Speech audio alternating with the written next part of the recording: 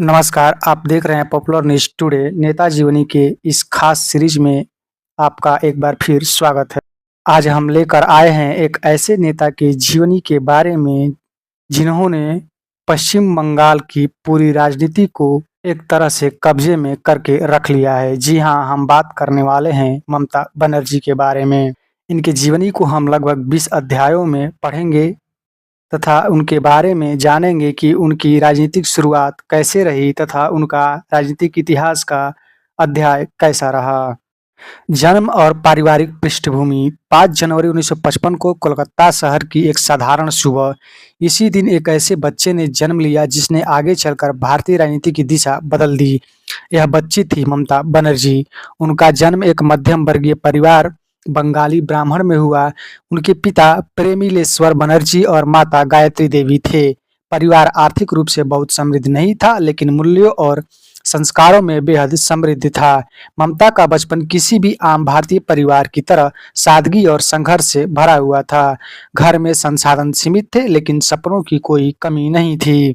सबसे बड़ा झटका उन्हें तब लगा जब वह सिर्फ 17 साल की थी। उनके पिता का निधन हो गया। यह सिर्फ एक व्यक्तिगत क्षति नहीं थी, बल्कि उनके जीवन की दिशा बदल देने वाला क्षण था। इस घटना ने उन्हें जल्दी ही परिपक्व बना दिया। जहां आमतौर पर इस उम्र में लोग अपने करियर के बारे में सोचते हैं, वहीं ममता बनर्जी ने जीवन के संघर्ष को बहुत करीब से महसूस किया। यही वह दौर था जिसने उनके अंदर एक मजबूत इच्छा शक्ति पैदा की, कुछ करने की, कुछ बदलने की। उनका परिवार धार्मिक और सांस्कृतिक मूल्यों से जुड़ा हुआ था। यह संस्कार उनके व्यक्तित्व में आज भी साफ दिखाई देता है। सादगी, अनुशासन और जनता से जुड़ाव। ममता बनर्जी ने कभी भी अपने साधारण पृष्ठभूमि को कमजोरी नहीं बनने दिया, बल्कि उसे अपनी ताकत बना लिया। बचपन और संघर्ष। जब हम ममता बनर्जी के बचपन की बात करते हैं तो हम किसी विशेष सुविधा या विशेषाधिकार की कहानी नहीं है, बल्कि यह एक सामान्य भारतीय लड़की की कहानी है जिसने साधारण बनने का साहस दिखाया। कोलकाता की गलियों में पली बड़ी ममता का बचपन बेहद सादगी भरा था। उनके परिवार की आर्थिक स्थिति बहुत मजबूत नहीं थी, लेकिन उनके घर में शिक्षा और अनुशासन को हमेशा प्राथमिकता दी जाती थी। उनके माता-पिता ने उन्हें बचपन से ही सिखाया कि मेहनत ही सफलता का सबसे बड़ा रास्ता है। लेकिन जीवन हमेशा आसान नहीं रहा। जब ममता बनर्जी किशोरावस्था में थी, तभी उनके पिता का निधन हो गया। यह उनके जीवन का सबसे बड़ा झटका था। परिवार की जिम्मेदारियां अचानक बढ़ गई। एक युवा लड़की के रूप में उन्होंने न सिर्फ अपने सपनों को संभाला था, बल्कि अपने परिवार के लिए भी मजबूत बनना था। इस कठिन समय में उनके अंदर एक अलग तरह की दृढ़ता पैदा की। उन्होंने कभी भी परिस्थितियों को अपने ऊपर हावी नहीं होने दिया। यही वह दौर था जब उनके भीतर नेतृत्व के बीज पनपने लगे। ममता बनर्जी का स्वभाव बचपन से जुझारू था। वह अन्याय के खिलाफ आवाज उठाने से कभी नहीं डरती थीं। स्कूल और कॉलेज के दिनों में वह अपने साथियों के लिए बड़ी होती थीं। उनके दोस्तों और शिक्षकों का कहना था कि ममता हमेशा अलग सोच रखती थी। वह सिर्फ पढ़ाई तक सीमित नहीं थी, बल्कि समाज और राजनीति को मजबूत समझने की कोशिश करती थी। बचपन के अनुभव उनके राजनीतिक जीवन की नींव बने। संघर्ष, सादगी और साहस, ये तीनों गुण उन्हें आगे चलकर एक मजबूत नेता बनाएंगे। यह शायद तब किसी ने नहीं सोचा था। शिक्षा और व्यक्तित्व का निर्माण। ममता बनर्जी की शैक्षणिक जीवन उनके व्यक्तित्व के निर्माण में महत्वपूर्ण भूमिका निभाता है। उन्होंने यह साबित किया कि एक मजबूत नेता बनने के लिए शिक्षा भी उतनी ही जरूरी है जितनी कि संघर्ष। उन्होंने स्कूली शिक्षा देशबंधु सिहू शिक्षालय से पूरी की। इसके बाद उन्होंने जोगमाया देवी कॉलेज में इतिहास में स्नातक किया। इतिहास विषय ने उन्हें समाज, राजनीति और सत्ता में ढांचे में समझने में मदद की। इसके बाद उन्होंने यूनिवर्सिटी ऑफ कलकत्ता से इस्लामिक इतिहास में मास्टर डिग्री प्राप्त की। यह उनके अध्ययन की गहराई को दर्शाता है कि उन्होंने एक विविध और जटिल विषय को चुना। इसके अलावा उन्होंने बीएड और एलएलबी की पढ़ाई भी की। कानून की पढ़ाई ने उन्हें संविधान, अधिकारों और न्याय व्यवस्था की गहरी समझ दी, जो आगे चलकर उनकी राजनीति में साफ दिखाई देती है। उनकी पढ़ाई सिर्फ डिग्री हासिल करने तक सीमित नहीं थी, वह हर विषय को समाज से जोड़कर समझती थी। यही कारण है कि बाद में जब उन्होंने राजनीति में कदम रखा, तो उनके पास न सिर्फ अनुभव था, बल्कि एक मजबूत वैचारिक आधार भी था। हालांकि उनके जीवन में एक विवाद भी सामने आया। जब उन्होंने अपने नाम के आगे डॉक्टर लगाना शुरू किया। बाद में यह सामने आया कि जिस विश्वविद्यालय से उन्होंने डॉक्टरेट होने का दावा किया था, वह अस्तित्व में नहीं था। इसके बाद उन्होंने डॉक्टर लिखना बंद कर दिया। यह घटना उनके जीवन का ऐसा पहलू है जिसने यह सिखाया कि सार्वजनिक जीवन में पारदर्शिता और सत्य कितना महत्वपूर्ण होता है। शिक्षा के इस पूरे दौर में ममता बनर्जी को सिर्फ एक पढ़ी लिखी महिला नहीं बनाया, बल्कि एक विचारशील, संवेदनशील और मजबूत व्यक्तित्व में ढाला। छात्र राजनीति में एंट्री। ममता बनर्जी के जीवन का अगला महत्वपूर्ण पड़ाव था राजनीति में उनकी औपचारिक एंट्री। हालांकि उनके भीतर नेतृत्व के गुण बचपन से ही दिखाई देने लगे थे, लेकिन छात्र जीवन में उन्होंने इसे एक दिशा दी। ममता बनर्जी ने बहुत कम उम्र में, लगभग 15 साल की उम्र में ही राजनीति में रुचि दिखानी शुरू कर दी थी। यह दौर था जब देश और राज्य दोनों ही स्तर पर राजनीति उथल-पुथल का माहौल था। पश्चिम बंगाल में वामपंथी विचारधारा का प्रभाव बढ़ रहा था और इसी बीच एक युवा लड़की ने कांग्रेस की विचारधारा के साथ खुद को जोड़ने का फैसला किया। कॉलेज के दिनों में उन्होंने छात्र परिषद के माध्यम से अपनी सक्रियता बढ़ाई, जो कि कांग्रेस के छात्र संगठन था। उस समय इस संगठन का मुकाबला वामपंथी छात्र संगठनों से था, जो कैंपस में काफी मजबूत थे। लेकिन ममता बनर्जी ने अपने साहस और स्पष्ट विचारों के दम पर इस चुनौती को स्वीकार किया। उन्होंने न सिर्फ संगठन को मजबूत किया, बल्कि कई जगहों पर वामपंथी छात्र संगठनों को हराकर अपनी पहचान बनाई। यह उनके राजनीतिक करियर का पहला बड़ा संकेत था कि वह भीड़ का हिस्सा नहीं, बल्कि नेतृत्व के लिए बनी है। 1975 में जब देश में आपातकाल लगा, तब भी ममता बनर्जी ने अपनी सक्रियता जारी रखी। इसी दौरान उन्होंने एक विरोध प्रदर्शन में हिस्सा लिया, जिसमें उन्होंने समाजवादी नेता जयप्रकाश नारायण के खिलाफ प्रतीकात्मक विरोध किया। इस घटना ने उन्हें मीडिया में सुर्खियों में ला दिया। छात्र राजनीति के इस दौर ने ममता बनर्जी को न केवल पहचान दिलाई, बल्कि उन्हें यह भी सिखाया कि राजनीति सिर्फ सत्ता का खेल नहीं, बल्कि विचारधारा और जनता के मुद्दों की लड़ाई है। यह वही समय था जब दीदी की छवि धीरे धीरे आकार लेने लगी, एक ऐसी नेता जो सीधे लोगों से जुड़ती हैं, उनकी भाषा में बात करती हैं और उनके मुद्दों के लिए खड़ी रहती हैं। कांग्रेस के साथ शुरुआती सफर।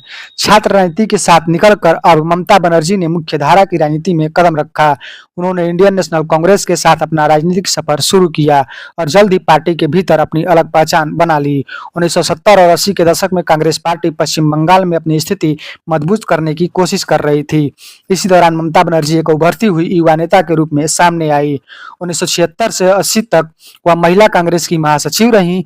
इस दौरान उन्होंने संगठन को मजबूत करने के लिए जमीनी स्तर पर काम किया। उनकी सबसे बड़ी ताकत थी लोगों से सीधा जुड़ाव और बिना किसी डर के अपनी बात रखना। ममता बनर्जी का स्वभाव हमेशा से आक्रामक और स्पष्ट रहा। वह किसी भी मुद्दे पर खुलकर बोलने से पीछे नहीं हटती थीं। यही कारण था कि वह जल्द ही पार्टी के भीतर एक प्रभावशाली नेता बन गईं। उनका राजनीतिक अंदाज पारंपरिक नेताओं से अलग था। वह बड़ी-बड़ी रैलियों के साथ-साथ छोटे-छोटे जनसंपर्क कार्यक्रमों का भी ध्यान देती थी। इसमें उन्हें आम जनता के लिए एक मजबूत पकड़ बनाने में मदद की। 1984 का साल उनके लिए ऐतिहासिक साबित हुआ। उन्होंने जादवपुर लोकसभा सीट से चुनाव लड़ा और दिग्गज कम्युनिस्ट नेता सोमनाथ चटर्जी को हराकर जीत हासिल की। यह सिर्फ एक चुनावी जीत नहीं थी, बल्कि यह संकेत था कि ममता बनर्जी अब राष्ट्रीय राजनीति में अपनी जगह बना चुकी हैं। इस जीत के बाद वह भारत की सबसे युवा सांसदों में से एक बन गई और राष्ट्रीय स्तर पर उनकी पहचान तेजी से बढ़ने लगी। हालांकि राजनीति में उतार चढ़ाव आते रहे। 1989 के चुनाव में उन्हें हार का सामना करना पड़ा, लेकिन उन्होंने हार नहीं मानी। 1991 में उन्होंने वामपंथी की वापसी की और लगातार कई बार सांसद चुनी गई। कांग्रेस के साथ वह शुरुआती सफर ममता बनर्जी के लिए सीखने और खुद को साबित करने का दौर था। वही यह समय था जिसने उन्हें एक मजबूत, आत्मविश्वासी और जुझारू नेता के रूप में तैयार किया। 1984 की ऐतिहासिक जीत और उसका प्रभाव। 1984 का लोकसभा चुनाव ममता बनर्जी के राजनीतिक जीवन का सबसे बड़ा टर्निंग पॉइंट साबित हुआ। यह सिर्फ एक चुनाव नहीं था, बल्कि एक ऐसी शुरुआत थी जिसने उन्हें राष्ट्रीय राजनीति में केंद्र में ला खड़ा किया। उस समय पश्चिम बंगाल में वामपंथी दलों का मजबूत दबदबा था और खास तौर पर कम्युनिस्ट पार्टी ऑफ इंडिया का प्रभाव काफी गहरा था। ऐसे माहौल में एक युवा महिला का एक दिग्गज नेता को चुनौती देना ही अपने आप में बड़ी बात थी। ममता बनर्जी ने जादवपुर लोकसभा सीट से चुनाव लड़ा और अनुभवी कम्युनिस्ट नेता सोमनाथ चटर्जी को हराकर जीत हासिल की। यह जीत इसलिए भी ऐतिहासिक थी क्योंकि उन्होंने उस नेता को हराया था जो लंबे समय से राजनीति में स्थापित और प्रभावशाली थे। इस जीत के साथ ममता बनर्जी भारत की सबसे युवा सांसदों में एक बन गई। सांसद में उनकी एंट्री ने सभी का ध्यान खींचा। उनका बोलने का अंदाज, उनका आत्मविश्वास और उनकी स्पष्टता उन्हें बाकी नेताओं से अलग बनाती थी। लेकिन इस जीत के साथ जिम्मेदारियां भी बढ़ी। अब उन्हें सिर्फ एक नेता नहीं बल्कि जनता की उम्मीदों का प्रतिनिधित्व करना था। उन्होंने संसद में कई मुद्दों को उठाया, खासतौर पर गरीबी, महिलाओं और युवाओं से जुड़े। हालांकि 1989 के चुनाव में उन्हें हार का सामना करना पड़ा, लेकिन इस हार ने उन्हें और मजबूत बनाया। उन्होंने इसे एक सीख के रूप में लिया और अपनी रणनीति को और बेहतर किया। 1991 में उन्होंने शानदार वापसी की और कोलकाता दक्षिण सीट से जीत हासिल की। इसके बाद उन्होंने लगातार कई चुनाव जीते, 1996, 1998, 1999, 2004 और 2009, जिससे यह साबित हुआ कि उनकी लोकप्रियता अस्थायी है, सिर्फ एक लहर का हिस्सा नहीं। 1984 की यह जीत उनके पूरे राजनीतिक करियर का नींव बन गई। यही से उन्होंने यह साबित कर दिया कि वह सिर्फ एक उभरती हुई नेता नहीं, बल्कि एक अस्थायी और प्रभावशाली राजनीतिक शक्ति हैं। 90 के दशक का संघर्ष और टकराव। 1990 के दशक ममता बनर्जी के लिए संघर्ष, टकराव और अपनी अलग पहचान बनाने का दौर था। इस समय वह कांग्रेस में थी, पार्टी में थी, लेकिन धीरे धीरे उनके और पार्टी नेतृत्व के बीच मतभेद बढ़ने लगे। खासतौर पर पश्चिम बंगाल में कांग्रेस की रणनीति को लेकर यह असंतुष्ट थीं। ममता बनर्जी हमेशा से एक आक्रामक और जमीनी नेता रहीं। वह सिर्फ बैठकर राजनीति करने में विश्वास नहीं करती थी, बल्कि सड़कों पर उतरकर लड़ने में यकीन रखती थी। 1992 की घटना उनके संघर्ष को दर्शाती है, जब वह एक पीड़ित लड़की को लेकर सीधे राज्य सचिवालय पहुंच गई, जहां उन्हें पुलिस द्वारा रोका गया और हिरासत में ले लिया गया। इस घटना के बाद उन्होंने यह कसम खाई कि वह इस भवन में दोबारा तभी प्रवेश करेंगी जब वह मुख्यमंत्री बनेंगी। वह कसम आगे चलकर उनके जीवन की ऐतिहासिक सच्चाई बनी। 1993 में उन्होंने वोटर पहचान पत्र को अनिवार्य बनाने की मांग को लेकर एक बड़ा आंदोलन किया। इस आंदोलन के दौरान पुलिस फायरिंग हुई, जिसमें 13 लोगों की मौत हो गई। यह घटना पश्चिम बंगाल की राजनीति में एक बड़ा मोड़ थी। ममता बनर्जी ने इस मुद्दे को मजबूती से उठाया और सरकार के खिलाफ आवाज बुलंद किया। इस दौर में उनका संघर्ष सिर्फ विपक्ष के खिलाफ नहीं था, बल्कि अपनी ही पार्टी के भीतर भी था। उन्होंने कई बार कांग्रेस नेतृत्व पर भी आरोप लगाया कि वह वामपंथ के खिलाफ सही तरीके से लड़ाई नहीं लड़ रही हैं। धीरे धीरे वह साफ हो गया कि ममता बनर्जी अपनी अलग राह बनाने के लिए तैयार हैं। वह किसी भी समझौते के लिए तैयार नहीं थी, खासकर जब बात सिद्धांतों और जनता के हित की हो। यही वह समय था जब उनके अंदर एक नई राजनीतिक शक्ति जन्म ले रही थी, जो आगे चलकर एक नई पार्टी के रूप में सामने आई। तृणमूल कांग्रेस का गठन। 1990 के दशक के आखिरी तक यह साफ हो चुका था कि ममता बनर्जी इंडियन नेशनल कांग्रेस के बीच विचारधारात्मक दूरी बढ़ती जा रही है। पश्चिम बंगाल में कांग्रेस की कमजोर होती स्थिति और वामपंथी दलों के खिलाफ प्रभावी रणनीति की कमी से ममता बेहद असंतुष्ट थी। आखिरकार 1997 में उन्होंने कांग्रेस से अलग होने का फैसला लिया। यह फैसला आसान नहीं था, क्योंकि कांग्रेस उनके राजनीतिक जीवन की पहली सीढ़ी थी, लेकिन ममता बनर्जी ने सिद्धांतों को समझौता करने के बजाय नया रास्ता चुनना बेहतर समझा। 1998 में उन्होंने ऑल इंडिया तृणमूल कांग्रेस की स्थापना की। यह सिर्फ एक नई पार्टी नहीं थी, बल्कि पश्चिम बंगाल की राजनीति में एक नई उम्मीद का जन्म था। शुरुआत में टीएमसी एक छोटी पार्टी थी, लेकिन ममता की लोकप्रियता और जुझारू छवि के कारण यह तेजी से लोगों के बीच लोकप्रिय होती गई, खासकर उन लोगों के बीच जो वाम मोर्चा सरकार से असंतुष्ट थे। ममता बनर्जी ने पार्टी को जमीनी आंदोलन के रूप में खड़ा किया। उन्होंने बड़े नेताओं की बजाय आम कार्यकर्ताओं को महत्व दिया और हर स्तर पर लोगों से जुड़ने की कोशिश की।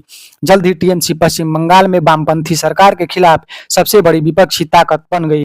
इस दौरान ममता बनर्जी ने कई आक्रामक राजनीतिक कदम भी उठाए। 1998 में लोकसभा में उन्होंने एक सांसद को कॉलर पकड़कर बाहर निकाल दिया था, जो महिला आरक्षण बिल का विरोध कर रहे थे। यह घटना उनके तेज तर्रार और बेबाक अंदाज का उदाहरण बनी। तृणमूल कांग्रेस का गठन ममता बनर्जी के राजनीतिक करियर का सबसे बड़ा और साहसिक कदम था। यह वही निर्णय था जिसने आगे चलकर उन्हें राज्य की सत्ता तक पहुंचाया। रेल मंत्री के रूप में कार्यकाल। तृणमूल कांग्रेस के गठन के बाद ममता बनर्जी ने राष्ट्रीय राजनीति में भी अपनी मजबूत उपस्थिति दर्ज कराई। 1999 में उन्होंने नेशनल डेमोक्रेटिक अलायंस सरकार का समर्थन किया और केंद्र में मंत्री बनी। इसी दौरान वह भारत की पहली महिला रेल मंत्री बनी, जो अपने आप में एक ऐतिहासिक उपलब्धि थी। रेल मंत्री के रूप में उनका पहला कार्यकाल 1999 से 2001 तक रहा। इस दौरान उन्होंने कई महत्वपूर्ण फैसले लिए, जिनमें पश्चिम बंगाल को विशेष प्राथमिकता दी गई। उन्होंने कई ट्रेनें शुरू की, जैसे कि राजधानी एक्सप्रेस की नई सेवाएं और राज्य के विभिन्न हिस्सों को जोड़ने वाली एक्सप्रेस ट्रेनें। उन्होंने रेलवे नेटवर्क को आम लोगों के लिए ज़्यादा सुलभ बनाने की कोशिश की। इसके अलावा उन्होंने पर्यटन को बढ़ावा देने के लिए भी काम किया, खासकर दार्जिलिंग हिमालयन रेलवे जैसे क्षेत्र में। हालांकि उनके कार्यकाल के दौरान कुछ विवाद भी सामने आए। आलोचकों का कहना था कि उन्होंने कई घोषणाएं की, लेकिन उनमें से कई पूरी नहीं हो पाई। 2004 में वह कोयला और खनन मंत्री भी बनी, लेकिन यह कार्यकाल छोटा रहा। 2009 में उन्होंने दोबारा रेल मंत्री का पद संभाला और इस बार यूनाइटेड प्रोग्रेसिव अलायंस सरकार में। इस दौरान उन्होंने दुरंतो एक्सप्रेस जैसी नई ट्रेनों की शुरुआत की, जो बड़े शहरों के बीच बिना रुके चलती थी। इसके अलावा उन्होंने महिलाओं के लिए विशेष ट्रेनें भी शुरू की। हालांकि इस दूसरे कार्यकाल में भी उनकी नीतियों की आलोचना हुई। कहा गया कि रेलवे पर आर्थिक दबाव बढ़ा। इसके बावजूद ममता बनर्जी ने रेलवे को आम जनता के करीब लाने की कोशिश की और इसे एक जनहितकारी सेवा के रूप में मजबूत किया। आखिरकार 2011 में उन्होंने रेल मंत्री के पद से इस्तीफा दे दिया, क्योंकि अब उनका लक्ष्य स्पष्ट था: पश्चिम बंगाल की सत्ता। सिंगूर आंदोलन, किसानों की लड़ाई। ममता बनर्जी के राजनीतिक जीवन में सिंगूर आंदोलन एक निर्णायक मोड़ था। 2005-06 में पश्चिम बंगाल की वाम मोर्चा सरकार ने सिंगूर में टाटा मोटर्स के एक छोटे कार प्रोजेक्ट के लिए किसानों की जमीन अधिग्रहित करने का फैसला लिया। सरकार का दावा था कि इससे औद्योगिक विकास होगा, लेकिन कई किसानों ने इसका विरोध किया। ममता बनर्जी इस मुद्दे पर किसानों के साथ खड़ी हो गई। उन्होंने आरोप लगाया कि सरकार जबरन जमीन छीन रही है। उन्होंने 26 दिनों तक भूख हड़ताल की, जो भारतीय राजनीति में एक बड़ा प्रतीकात्मक आंदोलन बन गया। यह आंदोलन सिर्फ जमीन का मुद्दा नहीं रहा, बल्कि किसान बनाम सरकार की लड़ाई बन गई। सिंगूर ने ममता बनर्जी को एक जमीनी नेता के रूप में स्थापित कर दिया। नंदीग्राम आंदोलन, सत्ता की नींव। सिंगूर के बाद नंदीग्राम आंदोलन ने ममता बनर्जी को मजबूत बना दिया। 2007 में नंदीग्राम में प्रस्तावित स्पेशल इकोनॉमिक जोन के खिलाफ हिंसक झड़पें हुई। पुलिस कार्रवाई में कई लोगों की मौत हुई। ममता बनर्जी ने इस मुद्दे को लेकर जोरदार तरीके से उठाया और वाम मोर्चा सरकार में कटघरे में खड़ा कर दिया। उन्होंने इसे राज्य प्रायोजित हिंसा बताया और राष्ट्रीय स्तर पर मुद्दा बनाया। यह आंदोलन उनके लिए राजनीतिक पूंजी साबित हुआ और जनता के बीच उनकी विश्वसनीयता बढ़ी। सत्ता की ओर बढ़ते कदम। सिंगूर और नंदीग्राम आंदोलन के बाद ऑल इंडिया तृणमूल कांग्रेस तेजी से मजबूत होती गई। 2009 के लोकसभा चुनाव में टीएमसी ने शानदार प्रदर्शन किया और कांग्रेस के साथ गठबंधन में 26 सीटें जीती। यह संकेत था कि पश्चिम बंगाल में बदलाव की लहर है। 2011 की ऐतिहासिक जीत। 2011 का चुनाव पश्चिम बंगाल के इतिहास में सबसे बड़ा राजनीतिक बदलाव लेकर आया। ममता बनर्जी ने वाम मोर्चा की 34 साल पुरानी सरकार को हराकर सत्ता हासिल की। 20 मई 2011 को उन्होंने मुख्यमंत्री पद की शपथ ली और शपथ की पहली महिला मुख्यमंत्री बनी। राज्य की पहला कार्यकाल। मुख्यमंत्री बनने के बाद ममता बनर्जी ने कई जनकल्याणकारी योजनाएं शुरू की। उनका फोकस गरीबों, महिलाओं और ग्रामीण विकास पर रहा। उन्होंने प्रशासन को तेज और लोगों को करीब बनाने की कोशिश की। योजना और विकास मॉडल। इस दौरान कई प्रमुख योजनाओं की शुरुआत हुई। कन्यात्री योजना, सबुत्री साथी, स्वास्थ्य योजनाएं। इन योजनाओं ने उन्हें जनता के बीच और लोकप्रिय बनाया। 2016 और 21 की जीत। 2016 में उन्होंने फिर से जीत हासिल की और सत्ता बरकरार रखी। 2021 में भी उन्होंने भारी बहुमत से जीत दर्ज की, जिससे उनकी राजनीतिक पकड़ और मजबूत हुई। नंदीग्राम हार और वापसी। 2021 में उन्होंने नंदीग्राम से चुनाव लड़ा, लेकिन शुवेंदु अधिकारी से हार गई। इसके बावजूद उनकी पार्टी ने राज्य में बड़ी जीत हासिल की। बाद में उन्होंने भवानीपुर सीट से उपचुनाव जीतकर विधानसभा में वापसी की। व्यक्तिगत विवाद और आलोचनाएं। ममता बनर्जी का व्यक्तित्व बेहतर, मजबूत और अलग है। उन्हें दीदी कहा जाता है। हालांकि उनके कार्यकाल में कई विवाद भी रहे: राजनीतिक टकराव, प्रशासनिक फैसले और विपक्ष के आरोप। राष्ट्रीय राजनीति में भूमिका। ममता बनर्जी अब सिर्फ राज्य की नेता नहीं, बल्कि राष्ट्रीय राजनीति में भी महत्वपूर्ण भूमिका निभा रही हैं। वह कई बार विपक्षी एकता की कोशिशों का नेतृत्व करती नजर आती हैं। भविष्य और विरासत। ममता बनर्जी की राजनीति अभी भी सक्रिय और प्रभावशाली है। उनकी विरासत एक ऐसे नेता की है जिसने संघर्ष में सत्ता और तक का सफर किया। उन्होंने यह साबित कर दिया कि दृढ़ इच्छा शक्ति और जनता से जुड़ाव के दम पर राजनीति में बड़ा बदलाव लाया जा सकता है। अगर आपको यह प्रोग्राम प्रेरणादायक और रोमांच राजनीतिक सफर पसंद आया हो तो पॉपुलर न्यूज़ टुडे को लाइक, सब्सक्राइब और शेयर जरूर करें, क्योंकि हम आपके लिए लाते हैं ऐसे ही गहराई, सटीकता और जुनून से भरी हुई कहानियाँ, जो सिर्फ खबर नहीं बल्कि इतिहास बताती हैं। धन्यवाद।